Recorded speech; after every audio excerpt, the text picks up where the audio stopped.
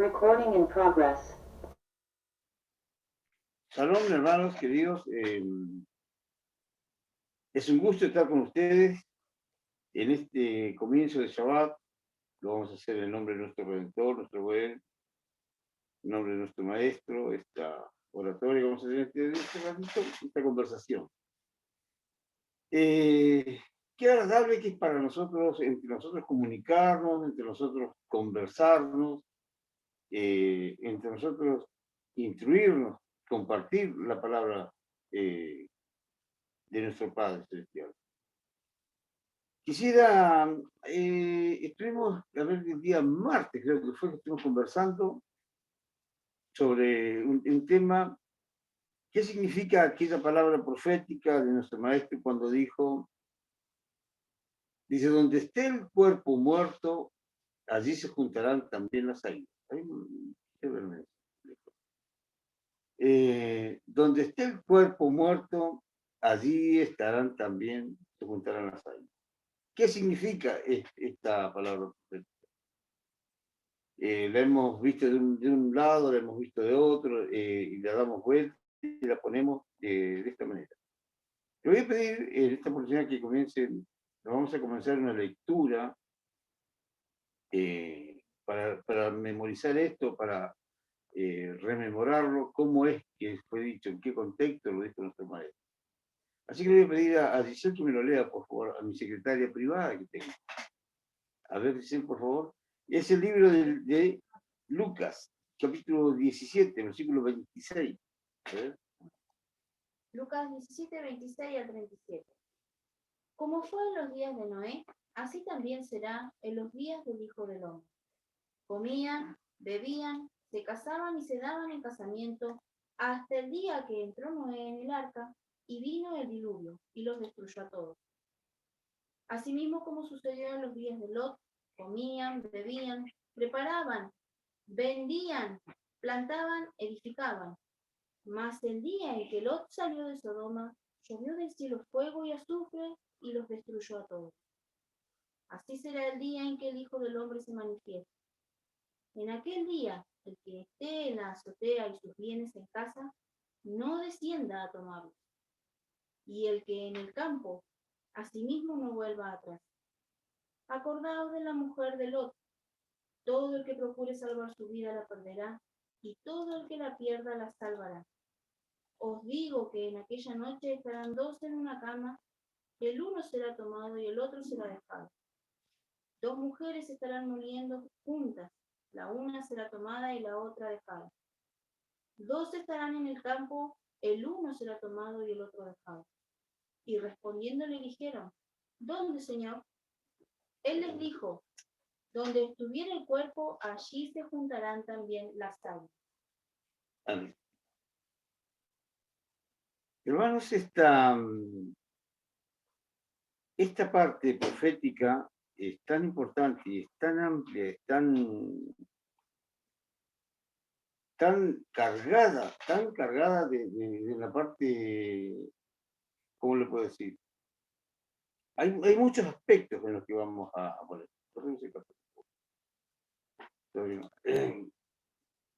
A ver, dice la palabra de nuestro creador, dice así.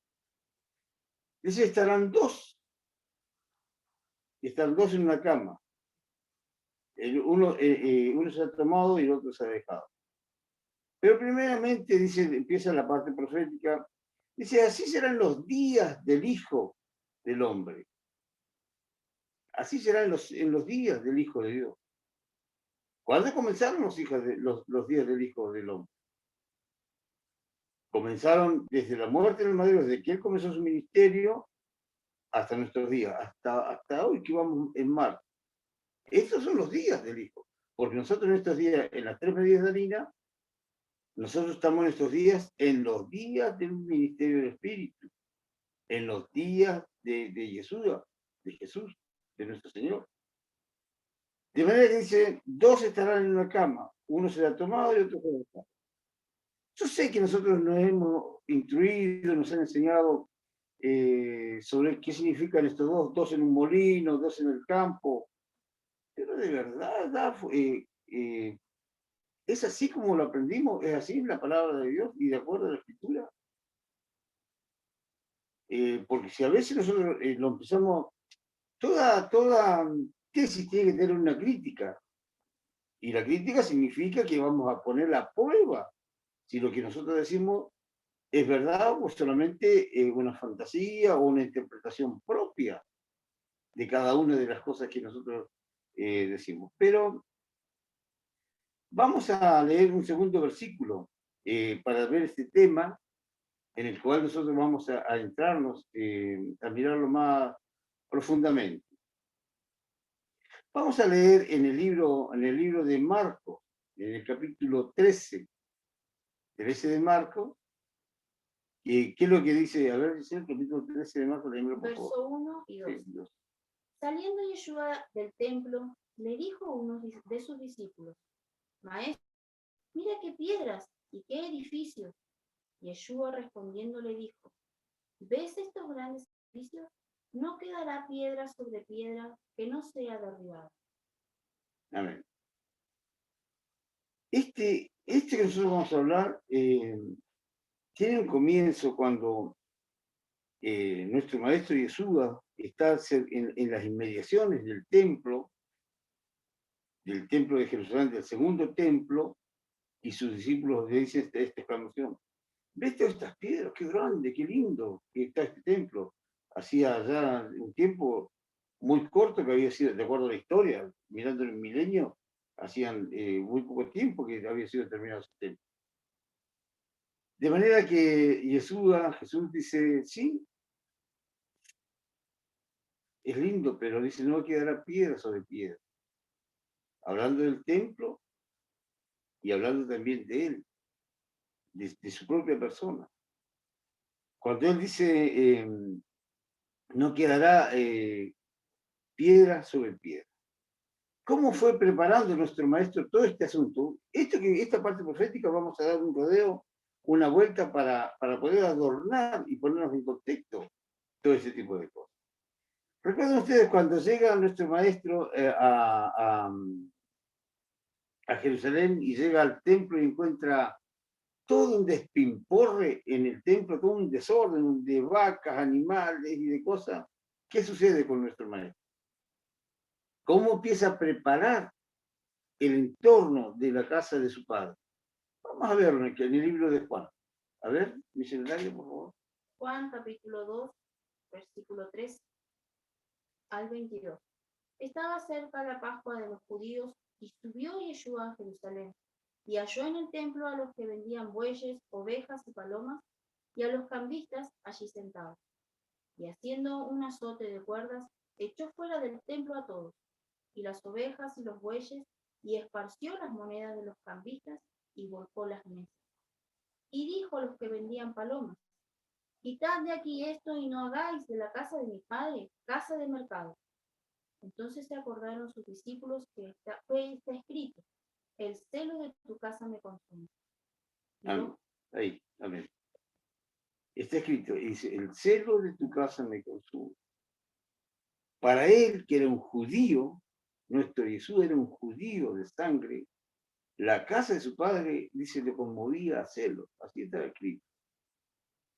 De manera que esto, mis hermanos, este templo era la parte donde hasta ese momento se expiaban los pecados. Era en ese lugar donde se hacían los sacrificios por el perdón de la falta, del pecado y la culpa, era en el templo de Jerusalén.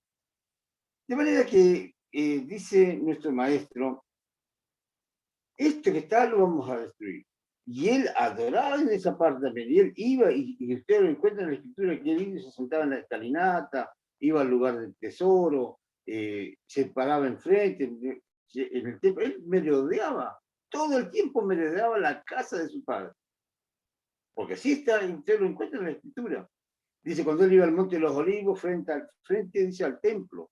Él venía, estaba en las escalinatas del templo, y otro versículo. El otro lo encontramos en la sala del tesoro, mirando cómo ponía la viuda cada moneda. ¿Se dan cuenta? Él andaba, daba vueltas por la casa de su papá, de su padre amado. Pero esto tenía que tener un fin, hermano. Esto debía de tener, ¿cómo lo puedo decir? ¿Cómo, un término todo esto. Hermanos, yo quiero llevarlos a ustedes a que podamos leer nuevamente la parte en el río cuando Yohanan, Juan el Bautista, habla con él. Cuando Juan el Bautista ¿cómo le puedo decir? Se encuentra con el maestro. ¿Se acuerdan ustedes de esa escena en la escritura? Cuando él le dice, yo necesito de ti y tú vienes, y dice, y tú vienes a mí. ¿Se acuerdan de esa parte? Quisiera que la pudiéramos nosotros leerla. A ver, vamos a leer nuevamente. Cuando Juan el Bautista, yo sé que los historiadores bíblicos, ustedes sabrán que Juan bautizaba en el lugar donde Israel ingresó a la tierra prometida. Cuando Israel venía del desierto, ingresó. Aproximadamente son casi 40 kilómetros de la ciudad de Jerusalén por el Jordán. Ellos no entraron a Jerusalén cuando entró, no me acuerdo bien el nombre del lugar, del paso donde entró, donde ellos hicieron ese monolito de piedras que le encargaron a Josué, esas 12 piedras, en ese ingreso del Jordán, en ese mismo lugar. Dice la historia que Juan bautizaba. Más o menos casi 40 kilómetros de Jerusalén quedaban a ese lugar. Pero vamos a ver en la parte cuando le dice Juan a él que necesita que él lo bautice. Cuando necesita, dice, a ver, dice, lo tenemos por ahí, es el versículo que debemos conversar en un momento. Donde él dice, yo necesito de ti y tú vienes a mí. Pero en una parte quisiera que ustedes entiendan esto. Tanto Juan el Bautista, Yohanan, como Jesús, a la administración farisea, a la administración anterior, la maltrataron verbalmente muy mal. Juan le dijo, generación de víboras, le dijo a los fariseos. ¿Quién nos enseñó a ustedes a huir de la ira venidera? Así dijo Juan. Jesús le dijo a los fariseos, sepulcros blanqueados, hediondos, y tienen olor por dentro, están fuertísimos de olor por dentro. Imagínense, unos que enseñaban a decirle a los ministros, vamos a decirlo de esta manera, a los poderosos, decirle que eran una generación de víboras. ¿Quién les enseñó a ustedes a huir de la ira venidera? Pero vamos a contar otra parte de la historia antes de avanzar un poquito. Juan el Bautista, Yohanan, él era el sacerdote, el sumo sacerdote número 50. El número 50 era Juan. Él era el hijo de Zacarías, sumo sacerdote. De manera que en la línea de la casa arónica, de la casa de Aarón, Juan el Bautista era el sumo sacerdote siguiente. Pero vamos a seguir viendo esto así. Juan el Bautista, él desde que él nació, miren lo que vamos a conversar. Desde que antes que él naciera, él venía de una forma muy especial a este escenario de la vida. Primeramente, que su vida fue anunciada proféticamente, no fue al azar. Él fue anunciado proféticamente para encaminar primeramente el camino del Señor. Tanto que de dos cuerpos, al modo de Abraham y Sara, en Elizabeth y Zacarías, esto venía sucediendo de esta forma. Dice, a los ruegos de Zacarías y de Elizabeth nació, vino y fue engendrado Juan el Bautista. Esa es la primera parte maravillosa de este asunto. Juan el Bautista es anunciado a su papá, viejo ya, de muchos días. Dice, ¿cómo voy a saber que esto es así? Por esa razón él quedó mudo. Los 9 meses de su embarazo, del embarazo de Elizabeth, quedó mudo. Hay un versículo que lo voy a leer, lo vamos a leer. A ver, dice Lucas, capítulo 7. A ver, Pablito, creo que lo tenés por ahí, a ver si lo podés dar lectura desde ahí.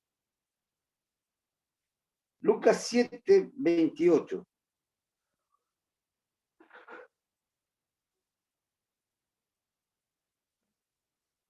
Léeme Lucas 7, 28, por favor.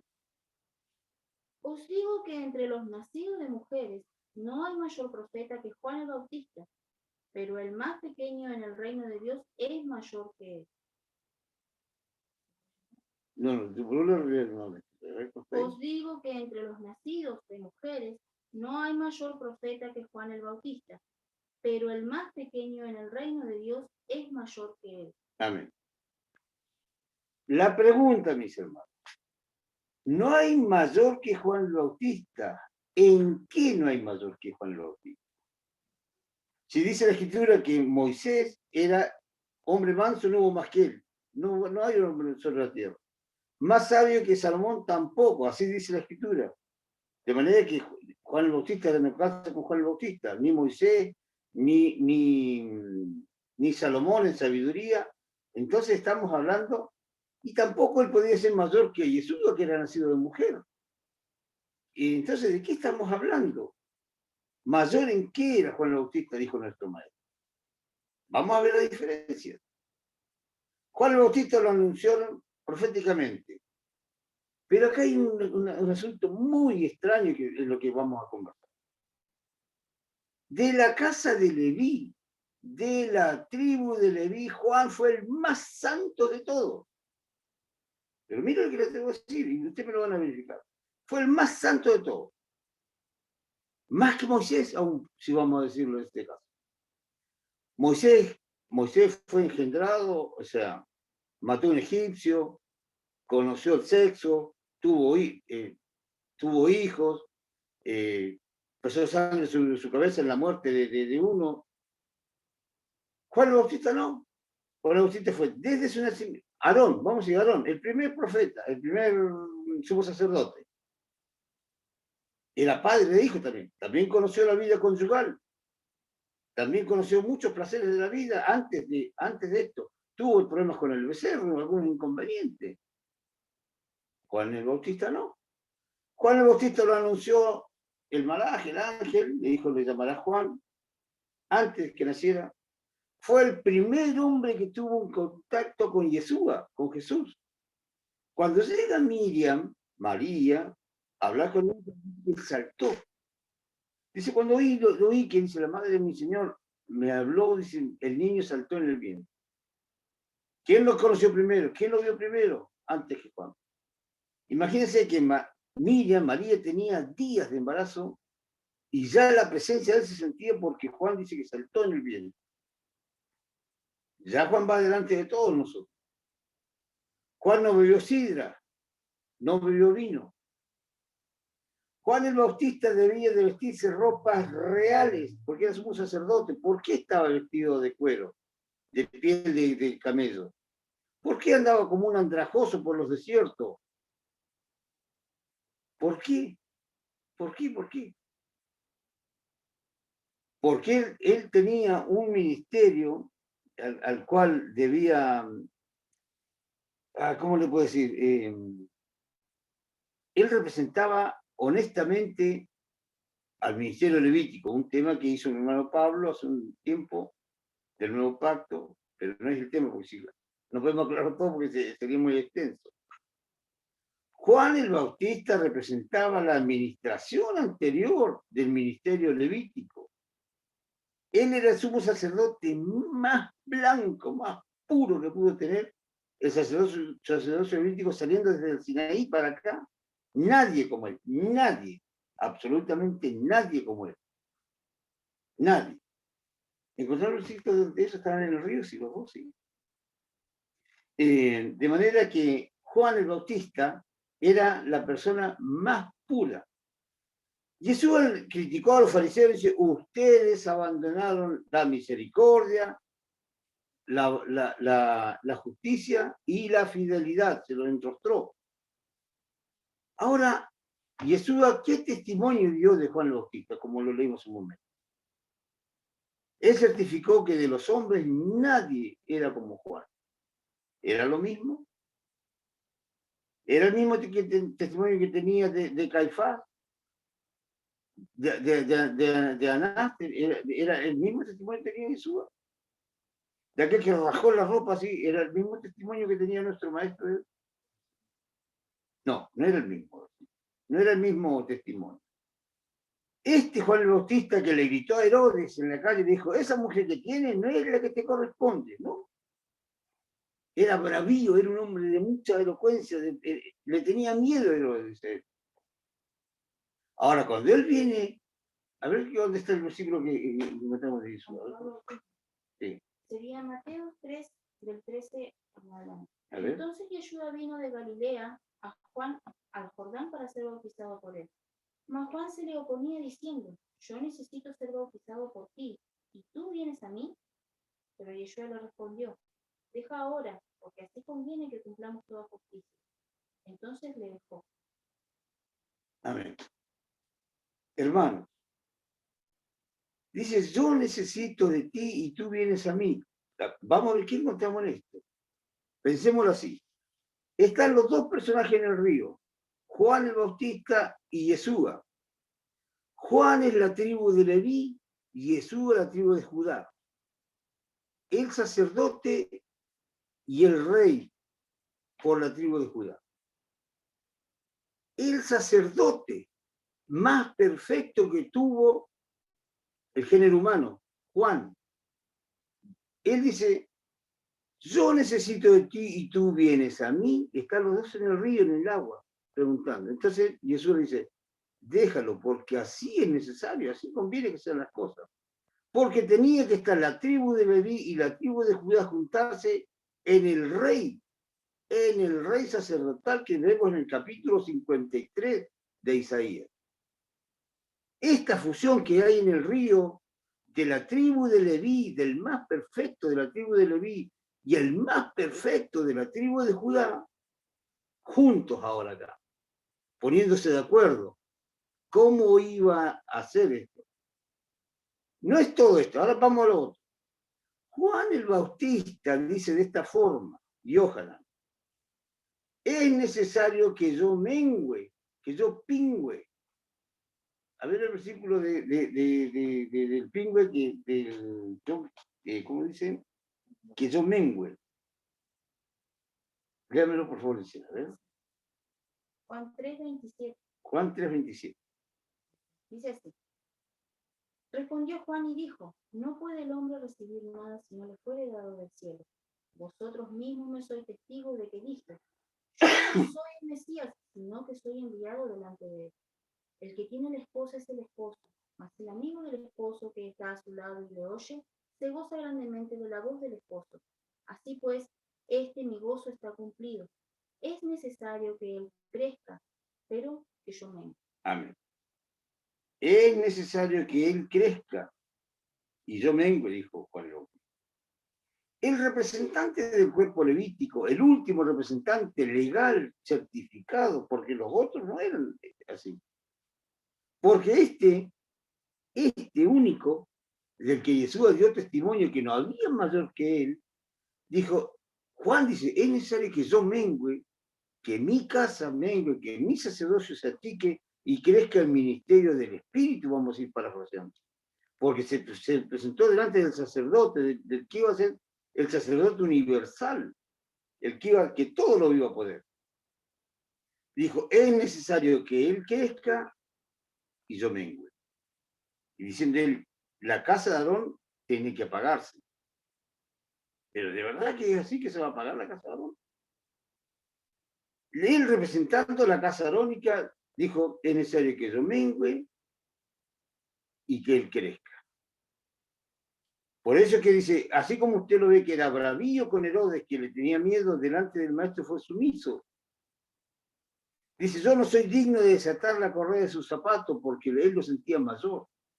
Lo mismo, hermanos, vemos cuando nosotros vemos el tema de la cama y los dos que están en la cama, quiero que lo entendamos y lo veamos en un modo más hebraico y no cristiano romano, griego. El judaísmo, mis hermanos, cuando habla de dos en una cama, no está hablando de homosexualidad de dos hombres en la cama, ni de lesbianismo de dos mujeres en una cama. Es de un matrimonio. ¿Cómo enseña el hebreo y en la casa de Israel la doctrina, la sana doctrina? ¿Cómo enseña qué es el matrimonio? ¿Son los dos iguales o hay uno mayor y uno menor? Dice, la cabeza del hombre es la cabeza de la mujer, la cabeza del hombre es Jesús y la cabeza de Jesús es soberano de Israel.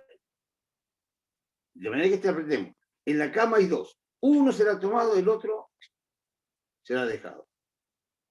Cuando dice dos estarán en el campo, dice Yeshua, si usted está en el campo no se vuelva atrás.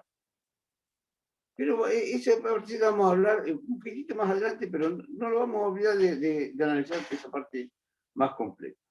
Cuando dice Yeshua, nuestro Señor, dice, no hay mayor que Juan, lo estaba diciendo, y Juan decía, él es mayor que yo. O sea, uno decía, él es mayor, yo soy mayor, y estaban así, ¿cierto? Pero sabemos la verdad que Juan dijo, él es más que yo.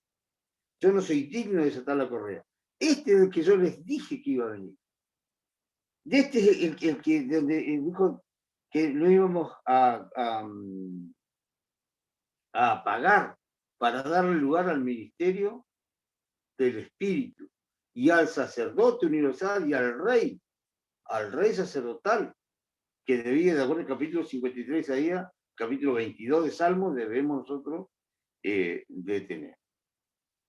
Queridos hermanos, vamos a ver cómo estos dos ministerios, el ministerio del Espíritu, el ministerio sacerdotal del Mesías y el ministerio arónico, tenían que caminar juntos, hermanos. No podía apagarse de una sola vez. No se podía, pero las advertencias de este sometimiento y de este final de cosas era sucesivo en las Escrituras. El Mesías le dijo a los fariseos, el capítulo 8 de Juan, a ver, ¿está por ahí? Sí. Capítulo 8 de Juan, verso 21. Otra vez les dijo Yeshua, yo me voy y me buscaréis, pero en vuestro pecado moriréis. A donde yo voy, vosotros no podéis venir. Decían entonces los judíos, ¿acaso se matará a sí mismo, que dice, a donde yo voy, vosotros no podéis venir? Y les dijo, vosotros sois de abajo, yo soy de arriba. Vosotros sois de este mundo, yo no soy de este mundo. Por eso os dije que moriréis en vuestros pecados, porque si no creéis que yo soy, en vuestros pecados moriréis. Amén. ¿Se dan cuenta? Si el lugar que había en Jerusalén, en el monte Moriah, estaba la casa de Adonai, donde iba a significar, ¿por qué le dijo él? Si ustedes no creen en mí, no morirán en sus pecados. Porque esto se iba a terminar. Dijo, si ustedes no creen en mí, acá no hay forma de expiar los pecados. Van a morir en sus pecados, porque no va a haber manera de expiar los pecados. Cuando Juan el Bautista, por eso le repito lo mismo, dice, ¿quién les enseñó a ustedes a huir de la ira venidera? Generación de víboras. Y Jesús le vuelve a decir a ellos en otra oportunidad, ustedes abandonaron estos 3 pecados de muerte. ¿Quién les enseñó a huir de la ira venidera? Le dijo al sacerdocio levítico, el mismo perfecto del sacerdocio levítico recrimina a su propia gente. ¿Quién les enseñó a huir a ustedes de la ira venidera? De manera que, hermanos, así como nuestro maestro Jesús le dice, ustedes abandonaron la justicia, la misericordia y la fidelidad. Y les dice el capítulo 8 ahora, si ustedes no creen en mí, morirán en sus pecados. O sea que la parte donde se debía de expiar los pecados ya no iba a estar más. Pero todo esto tenía que caminar juntos. ¿Cuánto tiempo juntos? A ver, quisiera que alguno me indicara cuánto tiempo vivió el apóstol Pablo. El apóstol Pablo murió en el año 65 y el templo seguía estando en pie. El templo aproximadamente fue destruido en el año se dice el año 70, pero fue exactamente en el año 72, la destrucción del templo de Jerusalén. Pero vamos a ver cómo este sistema del que yo le estoy hablando venían caminando juntos, venían juntos. Funcionaba el ministerio del Espíritu y funcionaba el templo. Vamos a ver cómo el apóstol, quien nos da indicio de es Pablo, capítulo, creo que es capítulo 21, ¿no? Capítulo 21, capítulo 26 de los Hechos, versículo 21. A ver. Dice así, por causa de esto los judíos, prendiéndome en el templo, intentaron matarme. Sí, hasta ahí, 26, 21. Por causa de esto, dice, los judíos me prendieron en el templo. ¿Qué hacía Pablo en el templo? Bueno, pues sí, pasó por ahí, darse una vuelta y lo engañaron, lo encontraron justo ahí. Dice, por causa de esto, ¿cómo es el versículo? A ver, de vuelta. Dice, por causa de esto, los judíos prendiéndome en el templo, intentaron matarme. Prendiéndome en el templo, intentaron matarme. Hermanos, el apóstol Pablo, él estuvo, digamos, aproximadamente, vamos a decir, desde 25, 27 años, o sea, transcurrido el tiempo después de la muerte del Mesías, en sus predicamentos, donde él fue azotado, encarcelado, después, bueno, encarcelado la última parte, donde él muere, ya no, ya muere en Roma. Pero vamos a ver en el libro de Hechos, el capítulo 21 del libro de Hechos, versículo 25 al 28, a ver. Pero en cuanto a los gentiles que han creído, nosotros les hemos escrito determinando que no guarden nada de esto, solamente que se abstengan de lo sacrificado a los ídolos, de sangre de ahogado y de fornicación. Entonces Pablo tomó consigo a aquellos hombres y al día siguiente, habiéndose purificado con ellos, entró en el templo para anunciar el cumplimiento de los días de la purificación, cuando había de presentarse la ofrenda por cada uno de ellos. Pero cuando estaban por cumplirse los 7 días, unos judíos de Asia, al verle en el templo, alborotaron toda la multitud y le echaron mano, dando voces: varones israelitas, ayudad. Este es el hombre que por todas partes enseña a todos contra el pueblo, la ley y este lugar. Y además de esto, ha metido a griegos en el templo y ha profanado este santo lugar. ¿Es la congregación de Adonai que ustedes ven acá en esta lectura? ¿Es de esta manera como nosotros se enseña? ¿Vamos nosotros a purificarnos al templo así como lo hizo Pablo? Pablo seguía yendo, él seguía yendo al templo a purificarse. Seguía yendo una y otra vez, siguió yendo muchos años, mucho tiempo siguió yendo. De manera que nosotros vemos en esta parte de la Escritura cómo iba una parte el templo funcionando y otra parte iba el ministerio del Espíritu, en lo que hacía Pedro. Cuando ese Pedro venía al templo llamado La Hermosa, pero es como si Pedro ya tendría que estar yendo a la iglesia, y está viniendo de un templo que se llama La Hermosa. Está bien la escritura, vamos a revisarla, ¿ver? Porque parece que algo estuviera mal. ¿De qué estamos hablando, hermano? Dicen de Pablo, porque él dice, lo encontraron en los días de la purificación, o sea, haciendo servicio que era de purificación, que encontramos en la Torá, que encontramos en la palabra de nuestro Padre de Sinaí. ¿Cuántos años después de la muerte del Mesías estaba sucediendo esto, hermano? ¿Cuánto tiempo? De manera que este lugar del que estaba hablando nuestro Yeshua, nuestro Mesías, es el templo, hermano. Ahora vamos a ir aclarando para ir entendiendo lo que hemos conversado hasta este momento. Dice, porque donde esté el cuerpo muerto, allí se juntarán también las águilas.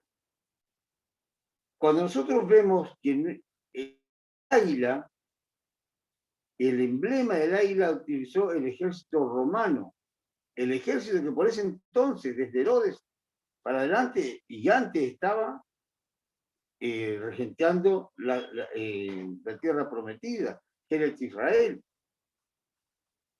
Este cuerpo romano tenían los soldados en su brazo, tenían a ver, yo no sé si Pablo está ahí o más, si quien puede tenerme la imagen del ejército de Roma. A ver, Maxi, ¿lo tenés por ahí? Esta imagen que ustedes ven a ver, en uno de las otras imágenes del otro Ramiro Navarro que está ahí, esta águila así, con una inscripción que hay abajo, que significaba el poder del pueblo romano, era el emblema del pueblo romano. A ver, otra más, Maxi, si me interesa, otra que me mostré por ahí.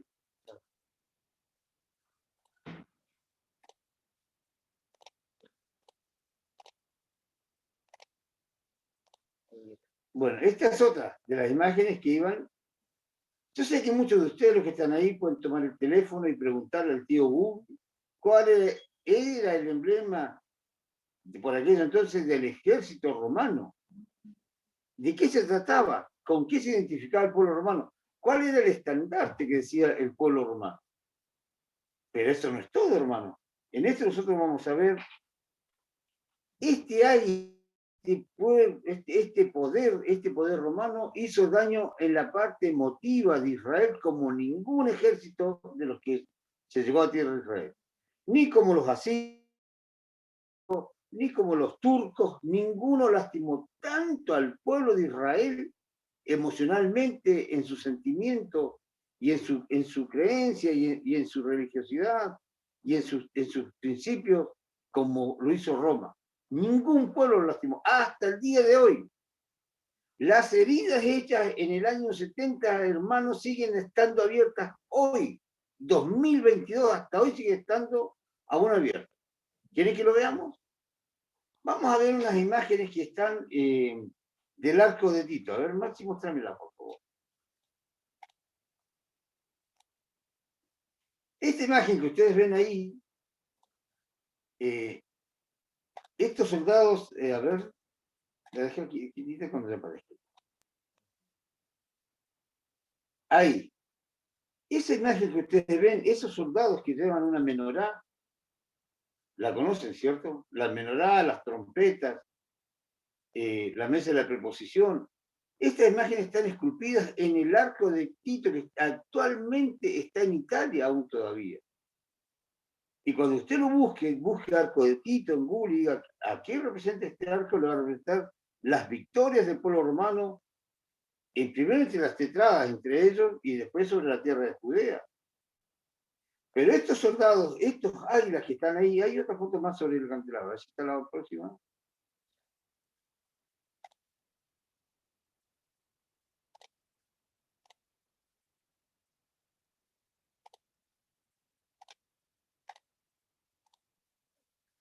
Bueno, acá tenemos otra foto.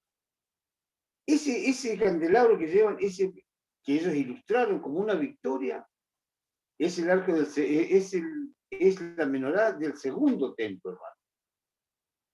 Estos que van ahí son águilas, estos son rapiñas, esos que se llevan un trozo de la historia de Israel, un pedazo del cuerpo del templo, de que cuando salieron los apóstoles dijeron, Señor, mira estas piedras.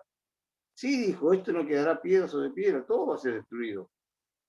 Y hablaba de su mismo cuerpo, pero también hablaba del templo, del que cuidó con azote. Él dice, el celo me consume por tu casa. Acá ustedes lo ven donde va. Pedazos de la casa de Adonai. Esa casa que nosotros vemos figurada ahora en el capítulo 2 de Isaías, el capítulo 56 de Isaías, que esperamos el tercer templo, dice, porque yo le daré dentro de mis muros, dice, a los hijos de los extranjeros que se llegaran a mí, en mi casa, dice, les daré una parte en mi casa. Así dice su palabra, capítulo 56, versículo 4, versículo 6 de Isaías. Esperamos, hermanos, miren que vamos, todo lleva con todo. Estos seres estos personajes que representan las águilas en sus brazos y en sus emblemas, se llevan como presa la menorá de Israel. Se llevaron la mesa de la se llevaron las copas, se llevaron las trompetas. ¿Se acuerdan esas trompetas de plata? Las dos famosas trompetas. En la otra imagen estaban figuradas dos trompetas que se llevaban también acarreándolas. Hay una parte profética en el capítulo 63 de Isaías sobre, que bueno, no la vamos a explicar, pero quiero que después la lean detenidamente, sobre Bosra. ¿Quién es este que viene de Edom? Yo sé que los proféticos saben quién es Edom. Antes y saben quién es Edom ahora y después, en los años que vienen. Dice, yo vine de pisar el lagar.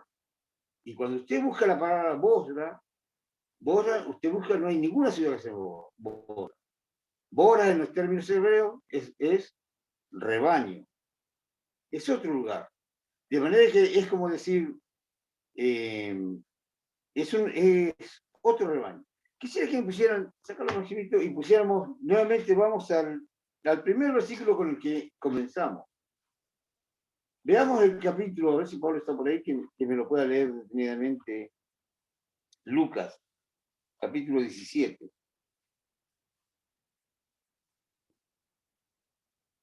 A ver si estamos con Lucas 17 nuevamente. Lucas 17, a partir del 17 era. Sí, leemos del 26 en adelante. Un segundo.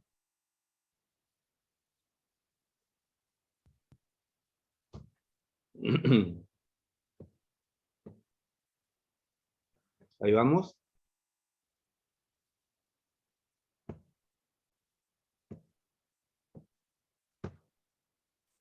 Y dice de esta manera: como fue en los días de Noé, así también será en los días del Hijo del Hombre. Comían, bebían, se casaban y se daban en casamiento, hasta el día que entró Noé en el arca y vino el diluvio y los destruyó a todos. Asimismo, como sucedió en los días de Lot, comían, bebían, compraban, vendían, plantaban, edificaban. Y nos sigue diciendo, más el día que Lot salió de Sodoma, llovió del cielo fuego y azufre y los destruyó a todos. Así será el día en que el Hijo del Hombre se manifieste. ¿Hasta ahí? Un poquito más, un poquito más. En aquel día, el que esté en la azotea y sus bienes en casa, no descienda a tomarlos. El que esté en el campo a sí mismo, no vuelva atrás. Acordaos de la mujer de Lot. Todo el que procure salvar su vida, la perderá. Y todo el que la pierda, la salvará. Os digo que en aquella noche estarán dos en una cama. El uno será tomado y el otro será dejado. Dos mujeres estarán moliendo juntas. La una será tomada y la otra dejada. Dos estarán en el campo. El uno será tomado y el otro dejado. Amén. Hasta ahí, muy bien. Hermanos, esta alegoría, esta parte profética dada por nuestro maestro, la podemos ver de esta manera. Dijo, usted, en el año 70, 72, cuando, vamos a ir a la historia, Roma circunda Jerusalén con 10 legiones de soldados. ¿Cuántas son 10 legiones? 100.000 soldados, dice la historia que fueron. 100.000 soldados para rodear una zona. Vamos a decir, de 12 kilómetros por 12 kilómetros. ¿Quiere que le pongamos 15 kilómetros? ¿Quiere que le pongamos 20 por 20? Que no tenía 20 por 20. 10 legiones, dice la historia, que fueron de soldados a circundar Jerusalén en el año 72. Si esto fuera que dice, el que esté en los váyase al monte, el que esté en los montes, váyase. Si usted anda en paños menores, corra, corra. ¿A dónde va a correr, hermano? Si fuera a escapar literalmente. ¿A dónde va a correr una persona desnuda? Si usted baja a buscar la capa, corra, no la va a buscar. ¿Cómo si está en la azotea? ¿Quién? El que esté en la azotea no baje. ¿Y pero quién me queda en la azotea? Es incongruente cuando a veces lo explicamos. Hermanos, el Mesías estaba hablando de la destrucción de la casa de Adonai. ¿Cómo lo explica? Dijo, si usted está en el campo, usted ya trabaja en el ministerio del Espíritu, no vuelva al sacerdocio nuevamente, como habla el libro de Hebreo. No vuelva al campo. Si usted ya estuvo en el techo, y en algunas ocasiones vamos a encontrar el tema de la capa, los que estudiamos el tema del día de Yom Kippur, lo que significa Yom Kippur para todos nosotros y para el judaísmo, usted va a entender el tema de la capa. Pero eso no lo puedo explicar ahora porque vamos a estar hasta las 6 de la mañana explicándolo. Si usted está en el ministerio del Espíritu, no vuelva a trabajar en este otro ministerio. Dice, dos estarán, dijo Juan. Es necesario, tengan en mente esto, dice, es necesario que yo me mengue, pingüe, me achique, pero él crezca. El ministerio del Espíritu sea impulsado, siga andando. No podía este ministerio sacerdotal y el ministerio del Espíritu terminar de buenas a primeras de golpe. No. Esto es como un cierre, hermano. La parte A y la parte B engranadas, pero en completa armonía. Usted fíjese que cuando Juan y Johan el Bautista hablan en el río con Yeshua, con Jesús, lo habla en completa paz con él. Dijo, yo necesito que venir a ti y tú vienes a mí. Dijo, no, es necesario que así lo hagamos. Porque se presentó la tribu de Leví, la tribu de Judá en el río, para que hubiera un sacerdote, rey y sacerdote, y el más mayor de los nacidos de mujer, el más puro, hablar con su maestro. Él sabía, de acuerdo a la escritura. Por eso es que se desvistió de todo su ropaje, para poder entregar en completa paz al ministerio siguiente que venía, al que iba a perdonar los pecados de todos ahora. Pero él venía a entregárselo a su maestro. Dijo, es necesario, vuelvo a repetir, es necesario que yo mengüe. Vamos a lo otro, dijo en la escritura que leíamos recién ahí. Como en los días de Lot, compraban, vendían, sembraban. ¿Era eso lo que dice la historia? ¿Es lo que usted lee allá con los 3 ángeles que estaban sembrando, cosechando los señores? Dígame que dice eso. No dice así. No dice así como dice esta traducción nueva de Malaquías para allá. Dice, estaban sembrando, comprando. No. Si querían violar a los ángeles. Lot dijo, tengo 3 hijas, agárrenla, pero no le hagan nada a estos enviados, por favor. No queremos esto, los queremos conocer. Yo sé que entre los mayores y adultos vamos a ver lo que querían los de Sodoma y Gomorra. Pero dice, así como la mujer de Lot miró para atrás de vuelta otra vez, volvemos a lo mismo. Este tema también usted lo tiene que entender con los odres nuevos y los odres viejos, porque dice, en los odres viejos es mejor el vino viejo, porque querían volver a la antigua administración, cosa que algunos pícaros por esta época, no los voy a nombrar, pero saben de quién voy a estar hablando, que le gusta andar con maletín, la corbata ajustada, peluqueando a las ovejas, enarbolando el ministerio antiguo de que Jesús, a nuestro Maestro Jesús, le dio de baja porque eran unos sátrapas, porque son hediondos a muerte, hediondos a sepultura, blanqueados. Generación de víboras, le dijo Juan. No se lo digo yo, lo dijo Juan. De manera que, hermanos, cuando usted vea, cuando dice, porque donde esté el cuerpo muerto, que era el sacerdocio, en el templo dice, ¿se acuerdan usted ese versículo? Dice, ¿cuándo iba a ser la abominación desoladora? ¿Se acuerdan que dice que habló Daniel? Pablito, ¿tenés por ahí el versículo? De los 1260 días. Dame un segundito, ahí va. Daniel,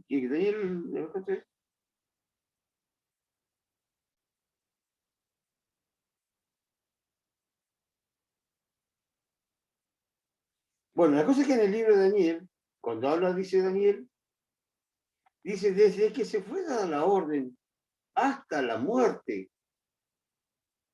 hasta cuando él murió, que empezó hasta ahí, hasta la abominación desoladora. ¿Qué es esta abominación desoladora? No es la de Antíoco. A ver cómo dice. No sé si es el que estabas buscando. Déjelo ver.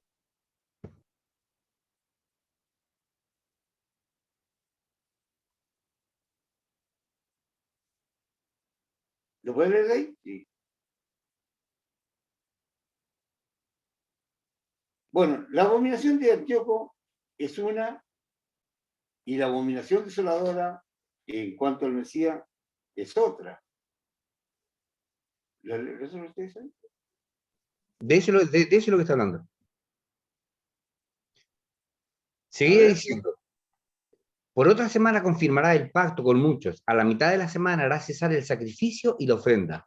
Después, con la muchedumbre de las abominaciones, vendrá el desolador, hasta que venga la consumación y lo que está determinado y se derrame sobre el desolador. Amén. Esto, hermano. Exactamente esto, hermano. La abominación desoladora, vamos a explicarla, vamos a parafrasearla de esta manera. Supongamos que usted sale de su casa a trabajar, vuelve y su casa se prendió fuego o explotó, no sé, el gas y no hay nada. Nada. Ustedes ven como en una casa, en un lote, cuando se van a hacer una construcción nueva, pasa una máquina y deja los pedazos de piedra y no hay nada, hermano, de esto, nada. Solamente quedó la emplanada, como lo vemos hasta hoy, hermano. Los utensilios que se llevaron las águilas permanecen en el Vaticano. Algunos rollos están en Etiopía, dicen que están allá, pero vamos con los del Vaticano. Lo que más añoramos todos, hermanos, todos son los escritos que estaban en este templo. Son los rollos, es la Torá escrita original y no contaminada como la que leemos por estos días. Es lo que todos deseamos, todo lector desea, es esta reliquia. Y ustedes ven que estos mismos italianos, vamos a decir que en estos días tienen erigido el arco de Tito, y con estos relieves puestos en el oeste, este es un triángulo que está hecho. Al mundo le muestran cómo se llevaron los bienes de la casa de Israel. Ahora nuestra esperanza, vamos a decir lo mismo. Vamos a decir lo que dijo Jesús. Donde esté el cuerpo muerto, se juntarán las águilas. Donde esté el cuerpo sacerdotal muerto, el templo que estaba en el monte Moriah, que finalizó en aquel entonces, en ese lugar, en ese cuerpo que lo quemaron, lo incendiaron, lo destruyeron, no quedará piedra sobre piedra. Y donde se llevaron absolutamente todo lo valioso, todo se lo llevaron. De manera que, hermanos, lo que podríamos explicar, es tanto para explicar, porque es tan rica la escritura, que deberíamos estar horas, hermanos, acotando la cantidad de versículos que hay para poder explicar esta parte profética derramada por nuestro Maestro. De manera que, hermanos, muchas veces podríamos hacerla en otro episodio, por ahí, en algunas otras cuestiones, pero el tiempo vio cómo es. No puedo tenerlos por mucho tiempo prendidos en la conversación. De manera que el soberano de Israel, nuestro Padre de los cielos, nos puede ayudar. Y una recomendación siempre para todos. Guarden el Shabbat, guarden las solemnidades de nuestro Padre, pero todas las solemnidades guarden de nuestro Padre Celestial. Coman limpio, coman kosher. Hay alimentos muy limpios que nuestro Padre preparó para toda la humanidad. De manera que, hermanos, bajo estas recomendaciones, les voy a dar la despedida para que el soberano de Israel nos bendiga a todos. Y gracias, les voy a dar gracias por prestarme atención un momento. El Padre los bendiga normalmente. Shalom.